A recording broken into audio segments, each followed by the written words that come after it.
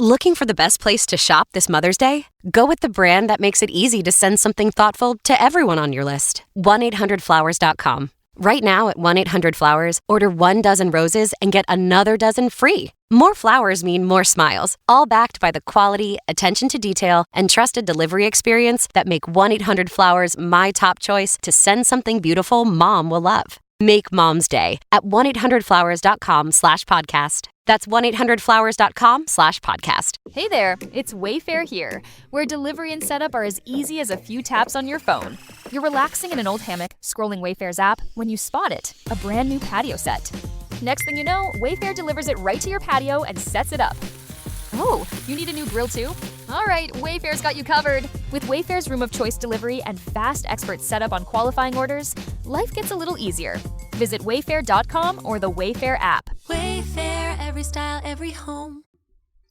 Welcome to the Black Tax. There's an African proverb that says, "Don't buy a goat because of its voice only." I know a lot of things.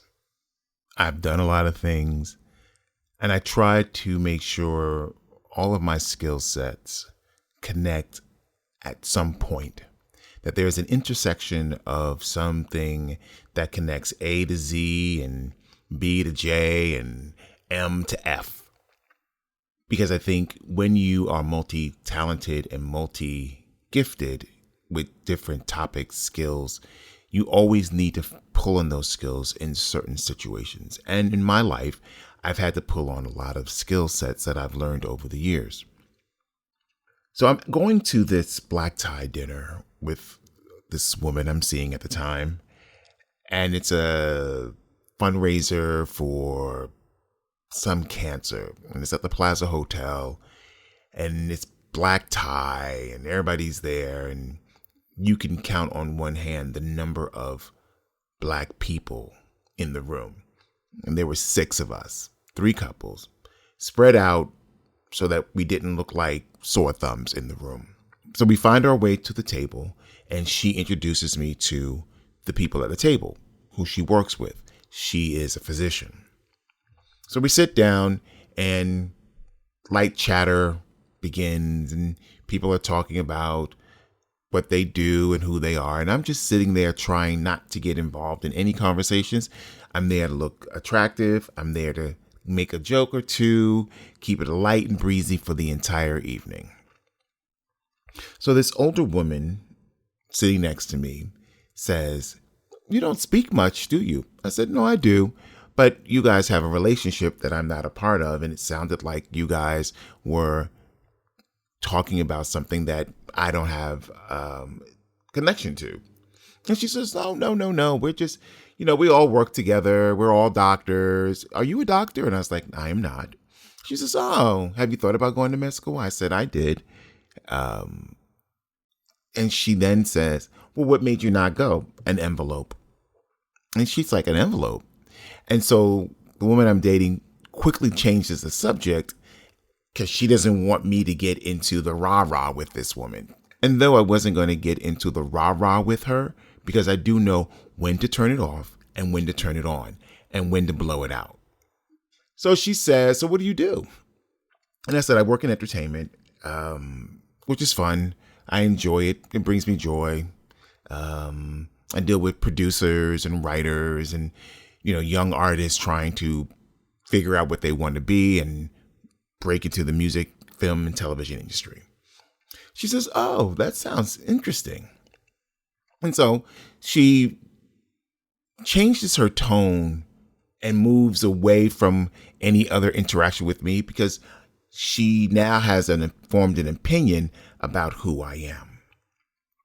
So on the other side of the table, there are a young couple talking to an older couple. And the young doctor was talking to the older doctor about something he had developed and is looking for an investor. And as they're talking, he's talking about using a private placement memorandum in order to raise funds so that he can develop the prototype so that the prototype can then be seen and shown so that he can go back and get more money so that he can turn this new instrument in his practice into something that becomes the standard within the industry. And I overheard it and it piqued my interest. And I was like, oh, can I make a suggestion? And the young doctor's like, about what you're doing. And he was like, sure. Are you a doctor? And I was like, I am not. And he goes, so what is the suggestion? And I said, instead of you asking for $1 million and you're going to do a private placement memorandum under a 501D, you should think about doing a 506D where you can raise unlimited amount of money so you don't have to repeat the paperwork when you go back in after you raise the money from the gentleman sitting next to you, because I think he's going to give you the $1 million. But I think you would stand a better chance by creating an opportunity so you don't have to do the bulk of the work again, have to hire more lawyers, because, lawyers can be very expensive, to do the same paperwork that you're going to hire them to do. So the woman sits next to me and she says, well, I wasn't expecting that from you at all. And I was like, what were you expecting? She says, I just thought you were just about entertainment. Did you know anything about business? And I said, entertainment business is a business. So the gentleman who the doctor is asking for the $1 million says to me, so you think that is a much better way to save money long term than having to repeat the process? And I was like, absolutely. What you never want to do in a startup is you never want to spend unnecessary money, because every dime you have, you're going to need it for your R&D. And once you have established the R&D, then you're going to need to kind of go back out into the marketplace to find somebody who's going to build the product for you. So every penny counts in the beginning. Once the prototype is finished and it functions and you've protected it, either you've gotten a patent for it and you've got a name for it and you've trademarked the name and the copyright of the manual of how the product works. And once you've taken care of all the legalities of it, you can then find a series of doctors who are at the top of their field and give the product to them for them to test the product out to see the functionality of it, so you can figure out what works and what doesn't work. How does it feel in the hand? Is it easy to maneuver? And knock out all of those small details before you go back in terms to mass production. Also can give doctors incentives that by them using this, you can offer them membership units out of the PPM so that they have a long-term investment, not only because of their talent, but also they now are going to be a shareholder within the market itself. So now the woman next to me is astonished and she is like, oh my God, like, you know a lot. I said, I do. So then she says, what degrees do you hold? And I was like, I have a bachelor's in Black and Puerto Rican studies. I have a bachelor's in clinical psychology. I have a master's in industrial psychology. I have an MBA and I have a JD. She says, you're a lawyer. I said, I am. I have a very specialized practice where I look at the intellectual property, the legal, the business, the creative, and the marketing of that widget.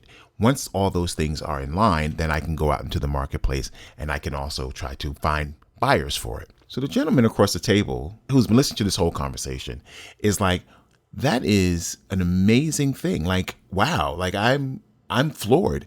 And I'm sitting here and I'm like, why is everybody floored about what I'm saying? And then it clicked.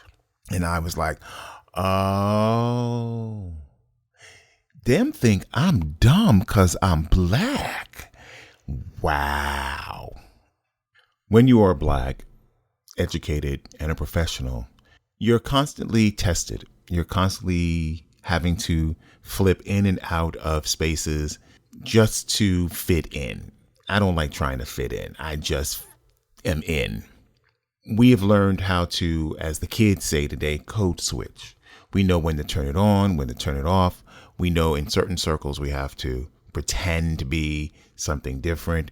In the beginning of my career, my voice was always up here. It was light and airy because I got the understanding that I was a little threatening and I needed to lighten my voice so that the white people wouldn't feel intimidated by it. But, that didn't last long because I can't be something I'm not.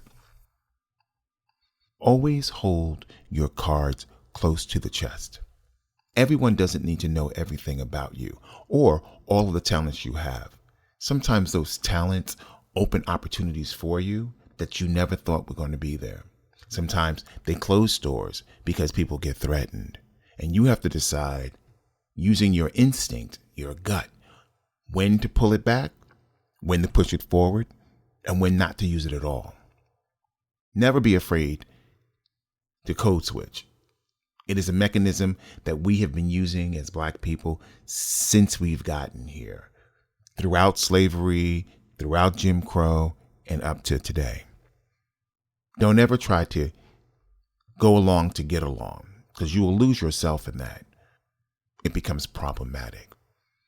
Learn the power of code switching back and forth, and you'll be a much happier person. Remember, this is your life. You can do with it what you want, but the power to make a difference is always within you. Stay woke. We out.